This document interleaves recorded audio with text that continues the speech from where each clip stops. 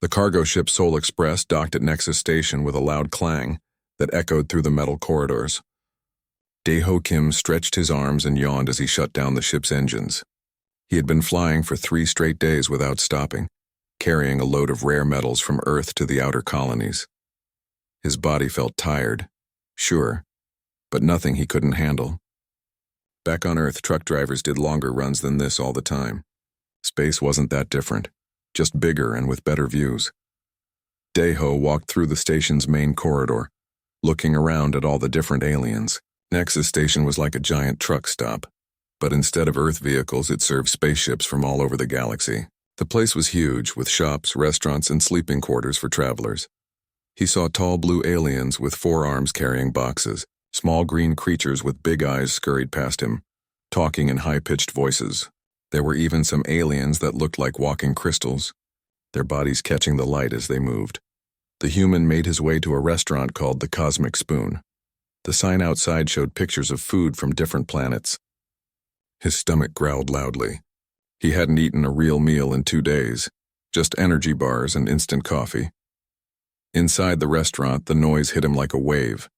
Dozens of different alien species sat at tables, eating strange foods and talking in languages he didn't understand. The air smelled like spices and something that reminded him of his grandmother's kitchen, though he couldn't figure out what. A waitress approached his table. She had silver skin that seemed to glow softly under the lights. 4 arms moved gracefully as she carried a tray and a menu tablet. Her eyes were larger than human eyes, colored a deep purple that shifted like oil on water. "Welcome to the Cosmic Spoon," she said in accented but clear English. "I am Hana. What can I get for you today?"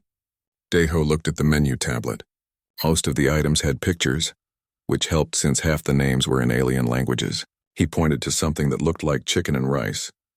"I'll take the protein bowl with grain base," he said. "And coffee, if you have it."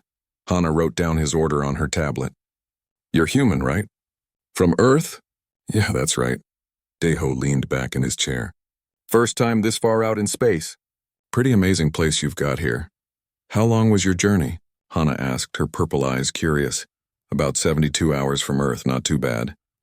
Hana's 4 arms stopped moving. She stared at him for a long moment. 72 hours? You mean you were flying for 3 days straight?" "Well, yeah. Had to make the delivery on time." Dae-ho shrugged. "Why, is that unusual?" The waitress looked confused. "Most species need to rest every 12 to 16 hours. Even my people, the Kethavar, can only work for about 20 hours before we need sleep.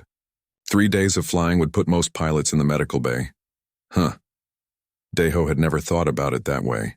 "I guess humans are different. I mean, I'm tired, but it's nothing a good meal and 6 hours of sleep won't fix."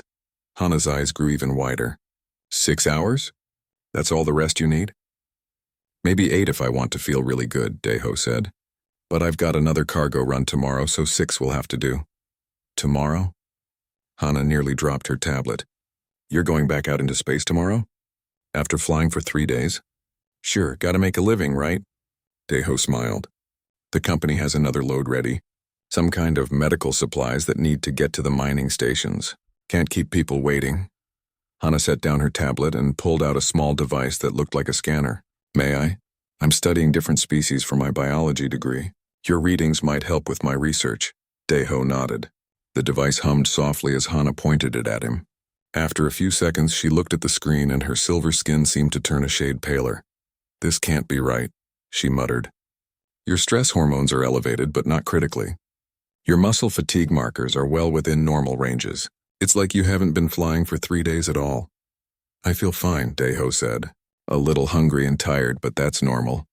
Hana looked around the restaurant, then back at him. "Do you see that Vorthak over there? The tall blue one in the corner?" Dae-ho followed her gaze to a table where a massive alien sat slumped over a large mug. The creature's 4 arms hung limply at its sides.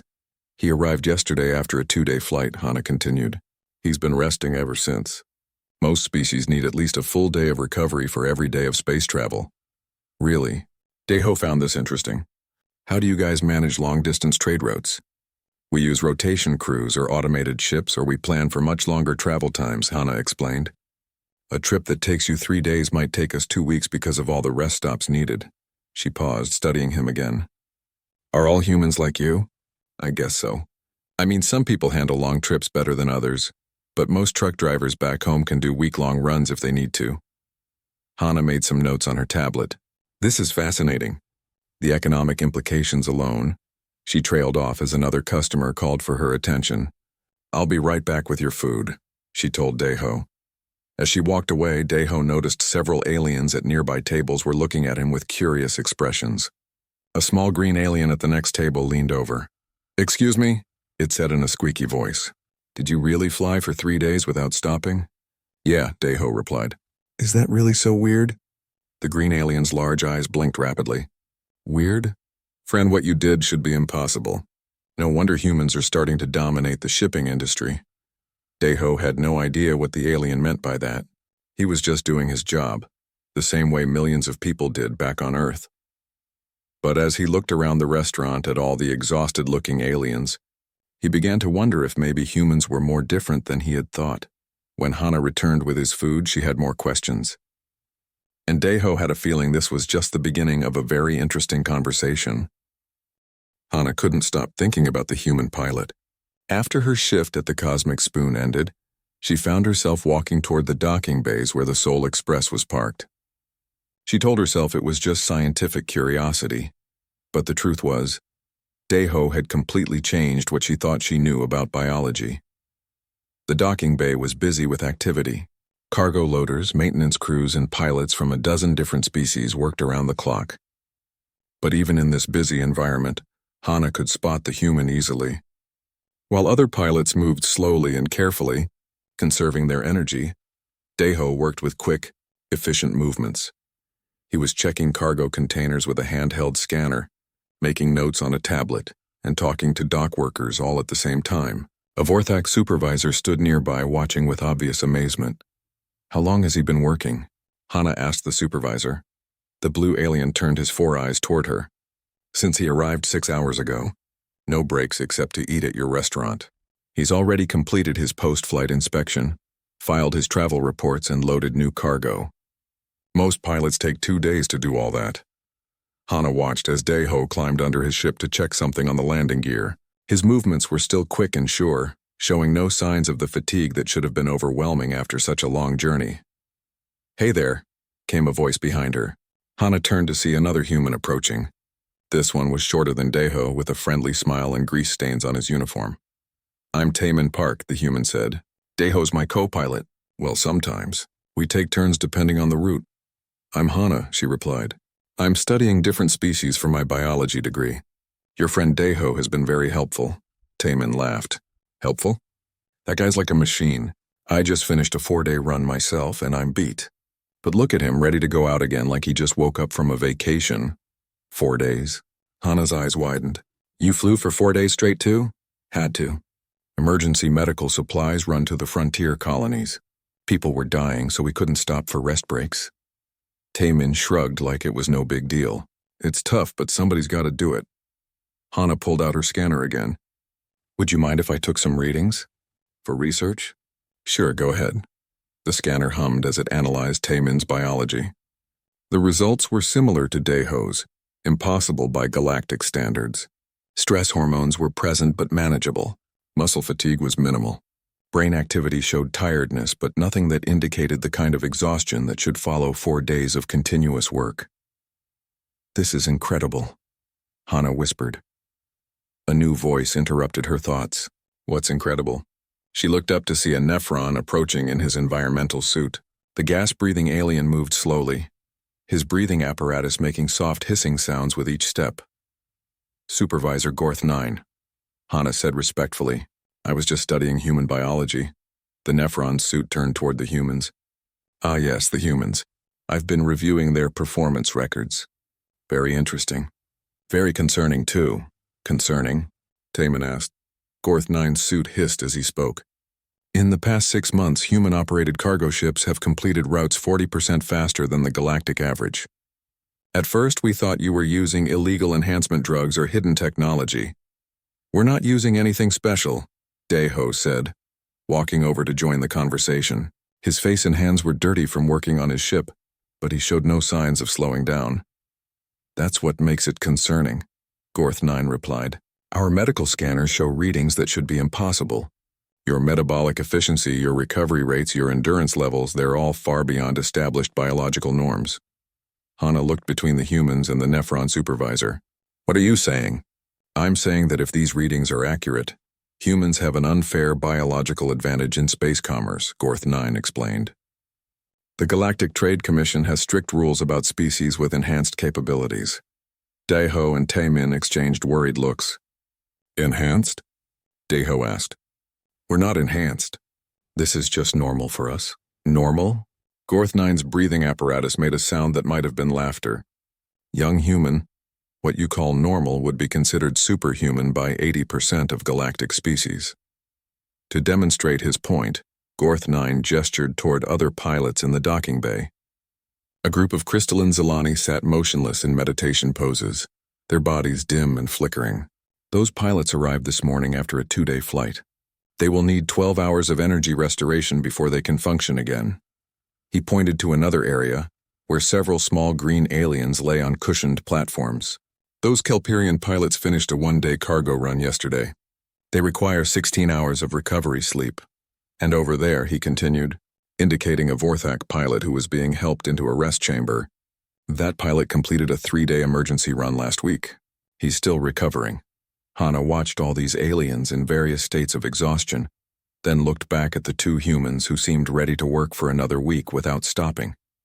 How is this possible? She asked quietly. Taemin scratched his head. I don't know. It's just how we are, I guess. Humans have always been good at endurance stuff. Back on Earth, people run marathons for fun, work double shifts when needed, stay awake for days during emergencies. Marathons? Gorth 9's suit made that laughing sound again. You run long distances for entertainment? Some people do, Daeho said. The record is running for over 100 miles without stopping. Silence fell over the group. Hana felt her legs go weak. 100 miles without stopping? Most Kethvar could barely walk 5 miles before needing rest. I need to document this, she said, her voice shaking with excitement. This could change everything we know about biology, about trade, about space exploration. Gorth 9's breathing apparatus hissed thoughtfully. Indeed, but it could also cause significant problems. If humans can outwork every other species in the galaxy, what happens to everyone else's jobs? Daeho looked uncomfortable.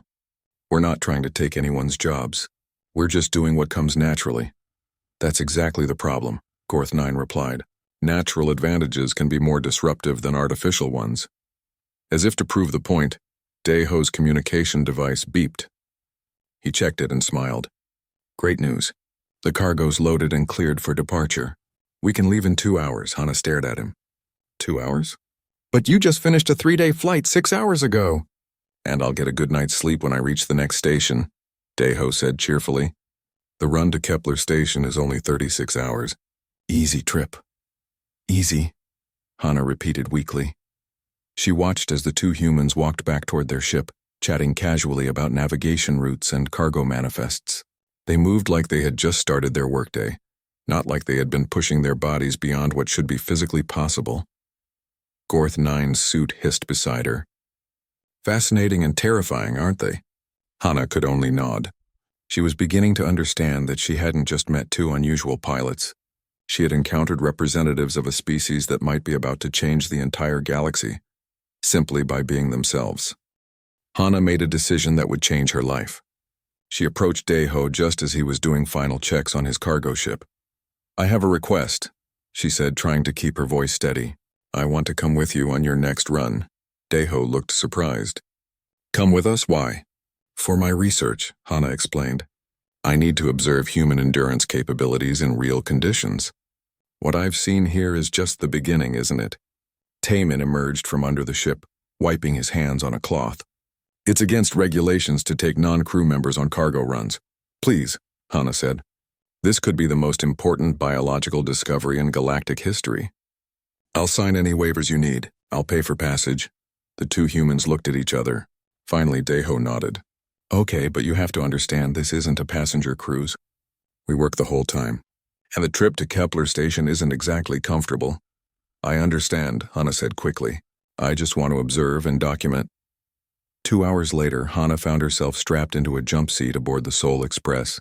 as it launched from Nexus Station. The ship was functional rather than comfortable, designed for cargo rather than passengers. But Hana didn't care about comfort. She was about to witness something that might change everything. The first thing that amazed her was how the humans handled the launch. Space travel was stressful for most species. The acceleration, the transition to zero gravity, the psychological pressure of being surrounded by empty space. All of it usually required careful preparation and recovery time. Daeho and Taemin acted like they were driving to the grocery store. Jump complete, Daeho announced from the pilot seat. 36 hours to Kepler Station. Taemin, you want first sleep shift or first work shift? I'll take work, Taemin replied. I want to check those cargo restraints again. Some of the containers felt loose during acceleration. Hana watched as Taemin unbuckled himself and floated toward the cargo bay, moving smoothly in zero gravity. Most species needed hours to adjust to weightlessness, but he seemed completely at ease. For the next 8 hours, Hana observed the humans work. They took turns monitoring ship systems, checking cargo, updating navigation, and maintaining equipment. When one rested, the other worked. When both were awake, they worked together with an efficiency that seemed almost supernatural. But it was their recovery time that truly shocked her. After 8 hours of continuous work, Taemin announced he was tired and needed sleep. Hana expected him to rest for 10 or 12 hours, which would be normal for most species. Instead, he woke up after just 6 hours, completely refreshed and ready to work again. How do you do it? Hana asked him as he floated past her, heading to check the engine status. Do what? Taemin looked genuinely confused. Recover so quickly. 6 hours of sleep after 8 hours of work. My people would need at least 12 hours of rest. Taemin shrugged. 6 hours is a normal night's sleep. Sometimes I get by on 4 or 5 if I have to. Hana made notes on her tablet, her hands shaking slightly. The implications were staggering. If humans could maintain this level of performance consistently, they could revolutionize space travel, exploration, even colonization. On the second day of the journey, something happened that nearly made Hana faint. The ship's main computer detected a problem with one of the cargo containers. A seal had broken, and valuable medical supplies were floating loose in the cargo bay. For most species, this would be a major emergency requiring an immediate stop at the nearest station for professional repair. Daeho and Taemin treated it like a minor inconvenience. I'll suit up and fix it, Taemin said casually. You sure? Daeho asked. We could wait until we reach Kepler Station. Nah, it'll take me maybe 2 hours. No point in delaying the delivery.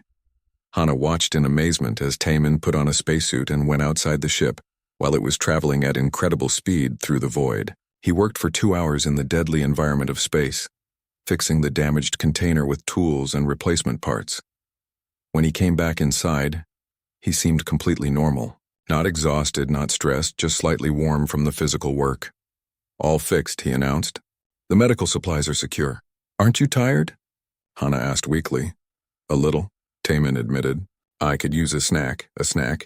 After 2 hours of life-threatening repair work in the vacuum of space, he wanted a snack. The third day brought an even more incredible demonstration. They reached Kepler Station ahead of schedule, because Daeho had found a more efficient flight path during the journey. While other species would have stuck to established routes, the human had casually improved upon thousands of years of galactic navigation. At Kepler Station, they met Jiwoo, another human who worked as an engineer. She was young, probably Hana's age, with short black hair and grease-stained overalls. Hey guys, Jiwoo said cheerfully as they docked. How was the trip? Smooth, Daeho replied. Though we had a container seal failure. Taemin fixed it during flight. Jiwoo nodded like this was completely normal. Good thing it wasn't the primary cargo hold. I just finished upgrading the environmental systems on 3 other ships. Been working for about 14 hours straight. 14 hours straight. Hana felt dizzy. But then Jiwoo did something that made Hana question everything she thought she knew about physics and biology. The station's dock supervisor, a worried-looking Zilani, approached them with a problem. We have an emergency, the crystalline alien said, his body flickering with stress patterns. The main cargo loading system has malfunctioned. Our repair crews estimate it will take 2 days to fix. We have 17 ships waiting to load cargo. Jiwoo looked at the problem for about 5 minutes, asked a few questions, and then said, I can fix it in 4 hours. 4 hours? The Zilani's body flashed brighter with disbelief. Our best engineers said 2 days minimum. They're probably doing it the safe way, Jiwoo said with a grin. I'm going to do it the fast way, and she did. In exactly 4 hours, Jiwoo had the cargo loading system working better than it had in years. She had bypassed 3 unnecessary safety protocols, redesigned 2 inefficient connections, and improved the overall system performance by 15%. When she finished, she looked around at the amazed alien engineers and asked, "Anyone want to grab dinner? I'm starving." That was when Hana realized the true scope of what she was witnessing. These weren't just exceptionally enduring humans. These were representatives of a species that approached work, rest, problem-solving, and life itself in ways that were fundamentally different from every other known species in the galaxy. As Daeho prepared to take on another cargo load for an immediate return trip to Nexus Station, Hana felt her worldview cracking apart. She had studied biology for years, but nothing had prepared her for this. "Wait," she said, her voice barely a whisper. "You can do it again already? Another 36-hour flight right after the last one?" Daeho looked at her with concern. "Are you okay? You look pale." "I'm fine," Hana said, though she wasn't. "It's just, this is impossible. What you're doing, what all humans are doing, it's impossible. But we're doing it," Taemin pointed out reasonably. And that was the problem. They were doing it. Which meant everything the galaxy thought it knew about biology, endurance, and the limits of living beings was wrong. The stress of realizing this, of understanding the massive implications, was too much for Hana's mind to handle. She felt her consciousness slipping away as she collapsed onto the station floor. The last thing she heard before everything went dark was Jiwoo's concerned voice saying, "Someone call a medic, and make sure they know she's been hanging around humans for 3 days. Her system might be in shock." Hana woke up in the medical bay of Kepler Station, feeling groggy and confused. Bright lights hurt her eyes and she could hear voices talking nearby. As her vision cleared, she saw a human woman in a white coat looking at a medical scanner with a very worried expression. "She's awake," the woman said to someone out of Hana's sight. "Hana, can you hear me? I'm Dr. Yoonji. You're in the medical bay." "What happened?" Hana tried to sit up but felt dizzy. "You collapsed," Dr. Yoonji explained gently. "Your friends brought you here. You've been unconscious for 6 hours. Daeho's face appeared beside the doctor. "You just fell over. Scared us pretty badly. Are you okay?" Slowly, the memories came back. The impossible journey. Watching the humans work without getting tired. Seeing Jiwoo fix a major system in just 4 hours. The shock of realizing that everything she knew about biology was wrong. "I think so," Hana said weakly. It was just too much to process. Dr. Yoonji looked at her scanner again. "I've been running tests on your biology while you were unconscious. I also ran comparative scans on Daeho and the others. The results are fascinating." "What kind of results?" Hana asked. "The kind that explain why you collapsed," Dr. Yoonji said. "Your stress hormones spiked to dangerous levels. Your brain activity showed patterns consistent with severe mental overload. It's like your mind couldn't accept what your eyes were seeing." A new voice joined the conversation. "That's because what she was seeing should be impossible." Hana turned to see another human entering the medical bay. This one was older, with gray hair and the kind of calm confidence that came from years of study. "I'm Wonsik," the man said. "I'm a xenobiologist here on Kepler Station. I study how different species compare to each other. Dr. Yoonji called me when she saw your test results." Wonsik approached Hana's bed carrying a tablet full of data. "I've been studying the scans Dr. Yoonji took of our human friends here. The results confirm something I've suspected for months." "What?" Hana asked. "That humans are biological anomalies," Wonsik said simply. "Your species, and most others in the galaxy, evolved on planets with relatively stable, comfortable environments. Humans evolved on a world that was actively trying to kill them." Dr. Yoonji nodded. "Earth had extreme weather, dangerous predators, limited resources, and frequent natural disasters. Humans had to develop incredible endurance just to survive." Wonsik pulled up charts on his tablet. "Look at these comparisons. The average Kethvar, your species, needs 12 hours of rest for every 8 hours of activity. Humans need 6 hours of rest for every 18 hours of activity. That's 3 times better efficiency," Hana whispered. "It gets worse," Wonsik continued. Your maximum sustainable work period is about 20 hours before you risk serious health problems. Humans can work for days, sometimes weeks in emergency situations. Dr. Yunji added more data. Their cardiovascular systems are incredibly efficient. Their muscles recover from fatigue 50% faster than galactic average. Their brains can function on less sleep and handle more stress. But how is that possible? Hana asked. Wonsik sat down beside her bed. Evolution. For millions of years, any human who couldn't keep going when times got tough simply died. Only the most enduring survived to have children. Generation after generation, the species became more and more capable of pushing through exhaustion, pain, and hardship. Other species had it easier, Dr. Yunji explained. Your homeworld has stable seasons, abundant food, and few predators. The Vorthak evolved on a planet with almost no environmental challenges. The Zilani developed on worlds where energy was freely available from their sun. Humans, Wonsik said, developed on a planet where everything was a challenge, so they became very, very good at meeting challenges. Hana felt overwhelmed again, but this time with understanding rather than shock. That's why they can do things that seem impossible. Exactly, Wonsik said. What's impossible for us is just Tuesday for them. Dr. Unji's communication device beeped. She looked at it and frowned. We have a problem. Word about human endurance capabilities is spreading through the station's communication network. What kind of problem? Deho asked. The kind where representatives from major shipping corporations are demanding meetings with you, Dr. Yunji replied. And military recruiters are asking questions about human stamina. And the Galactic Commerce Council is sending inspectors to verify these biological reports. Wonsik nodded grimly. I was afraid this would happen. Once the galaxy understands what humans are capable of, everything changes. Changes how? Hana asked. Think about it, Wonsik said. If humans can work 3 times longer than other species, what happens to galactic shipping? To space exploration? To colonization efforts? Dr. Yunji pulled up economic data on her tablet. Human-operated cargo ships are already completing routes 40% faster than alien crews. If every shipping company starts hiring humans, what happens to everyone else's jobs? And that's just commercial shipping, Wonsik added. What about military applications? A human crew could patrol space for weeks without rest stops. They could work in emergency situations that would incapacitate other species. Hana felt a chill run through her body. This could destabilize the entire galactic economy. Or revolutionize it, Dr. Yunji said. Depending on how we handle the information. Deho looked uncomfortable. We're just doing our jobs. We never meant to cause problems. That's the thing about evolutionary advantages, Wonsik said kindly. You don't choose to have them. You just do. Dr. Yunji's device beeped again. 3 more corporations are requesting meetings. And someone from the Galactic Defense Force wants to discuss potential security implications. Security implications? Hana asked. Think about it from their perspective, Wonsik explained.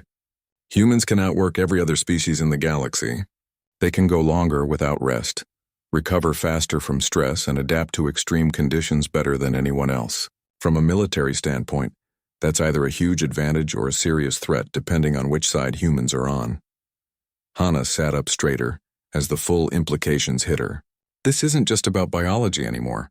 This is about politics, about power, about the future of galactic civilization, Dr. Yunji agreed. Outside the medical bay, they could hear increased activity in the station corridors. More ships were arriving, carrying representatives from various corporations and government agencies. Word was spreading fast through galactic communication networks. What do we do? Deho asked. Wonsik and Dr. Yunji exchanged glances.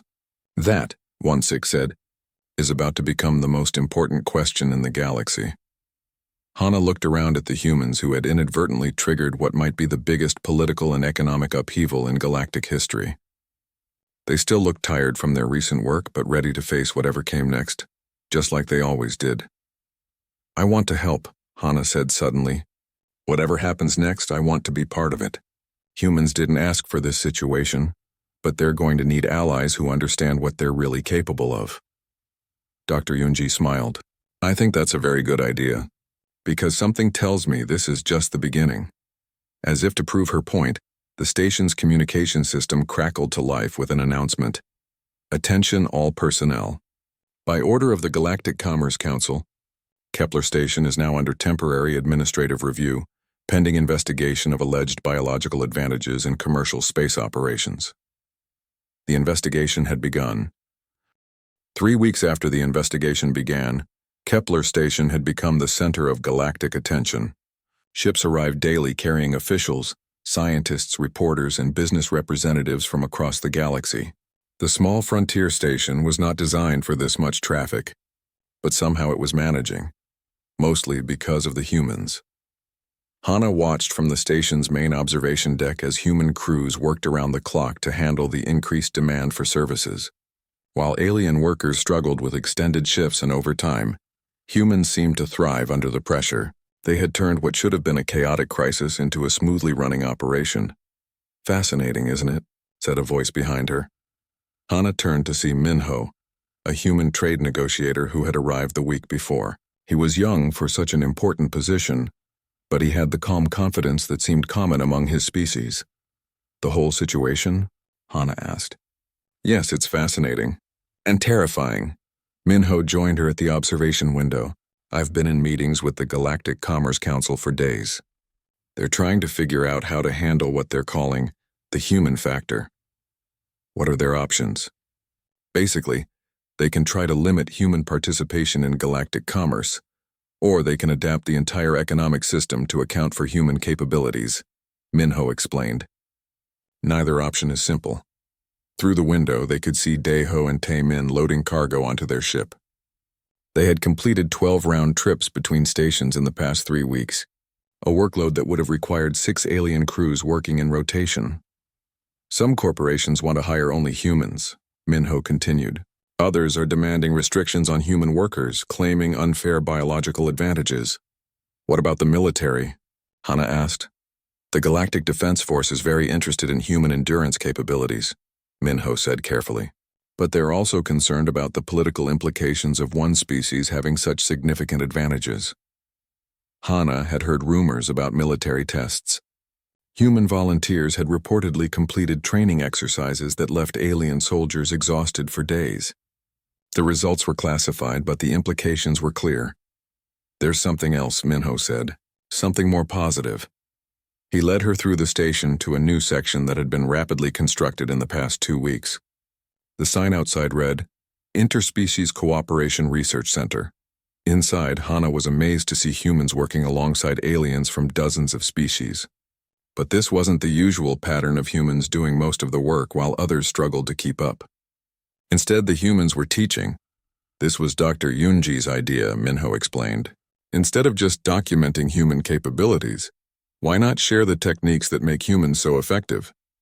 They watched as Jiwoo demonstrated efficient repair techniques to a group of alien engineers. Her methods didn't require superhuman endurance, just better organization and more direct approaches to problem solving. In another area, Tae-min was teaching navigation shortcuts to alien pilots. Again, the techniques weren't impossible for other species to learn. They were just approaches that humans had developed through necessity. "We can't make other species as physically enduring as humans," Dr. Yunji said, approaching them. "But we can share the mental techniques, the efficiency methods, and the problem-solving approaches that humans use." "Is it working?" Hana asked. "Better than we hoped," Dr. Yunji replied. "A Vorthak crew that learned human scheduling techniques just completed their first 3-day cargo run.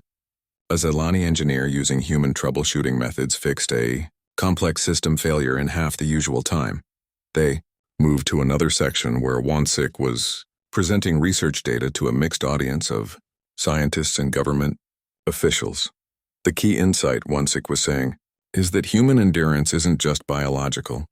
It's also psychological and cultural. Humans developed mental techniques for pushing through fatigue and stress that other species can learn." An alien official raised a crystalline appendage. "But surely there are physical limits. Other species cannot match human biological capabilities."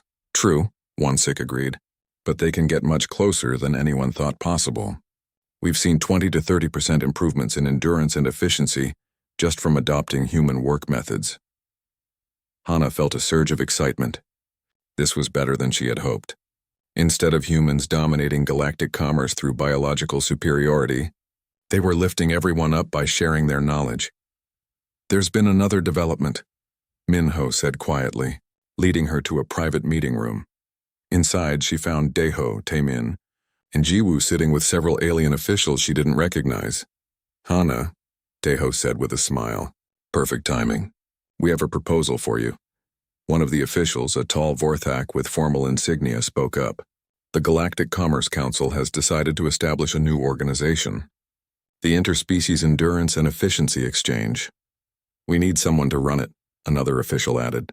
This one was a Zilani whose body flickered with nervous energy, someone who understands both human capabilities and alien limitations. Someone who has seen the problems and the possibilities firsthand. Hana stared at them. "You want me to run this organization?" "You were the first to document human endurance capabilities," the Vorthak explained. "You've witnessed their work methods in real conditions, and you've shown an ability to bridge the gap between species. The job would involve traveling throughout the galaxy," Minho added, "setting up training programs, teaching human techniques to other species, and helping to integrate human capabilities into galactic commerce without disrupting existing systems."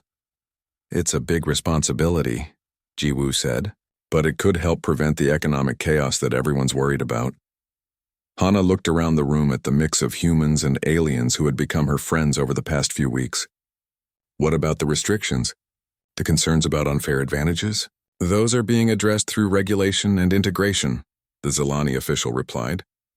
"Human crews will be paired with alien crews for training purposes. New efficiency standards will be gradually implemented. The goal is adaptation, not replacement. There will still be challenges," the Vorthak admitted. "Some corporations will resist change. Some species will struggle with new methods. But the alternative is watching humans unintentionally dominate galactic commerce through biological advantages they can't control." Hana thought about everything she had witnessed. The incredible endurance, the casual approach to impossible tasks, the willingness to work when others needed rest. But she also thought about the kindness, the willingness to teach, and the genuine desire to help rather than dominate. "I'll do it," she said. 6 months later, Hana stood on the observation deck of a new station, specifically designed for interspecies cooperation. Ships came and went constantly, carrying mixed crews of humans and aliens who had learned to work together more effectively than anyone had thought possible. The galaxy had changed. Shipping routes that once took weeks now took days. Engineering problems that once required teams of specialists could be solved by small mixed crews. Exploration missions that once needed massive support systems could be handled by compact, efficient teams. But the biggest change was in understanding. Humans were no longer seen as impossibly enduring anomalies. They were teachers, partners, and friends who had accidentally started a revolution in how the galaxy approached work, rest, and the limits of possibility. Daeho's cargo ship docked nearby, and Hana watched as he and his mixed crew of humans and aliens efficiently unloaded their cargo. He waved when he saw her through the observation window. "Still can't believe how this all started," came a familiar voice. Hana turned to see Taemin approaching, now wearing the uniform of an instructor at the Interspecies Training Center. With a simple question about endurance, Hana replied. "No," Taemin said with a grin. "It started with humans just being themselves. Everything else was just everyone else figuring out how to keep up." As Hana watched the bustling activity of the new galactic paradigm, she realized Taemin was right. Humans hadn't set out to change the galaxy. They had just done what came naturally to them. And in doing so, they had shown everyone else what was possible when you refused to accept the word impossible. The galaxy was a bigger, more capable place because of it, and Hana couldn't wait to see what impossible thing would become routine next.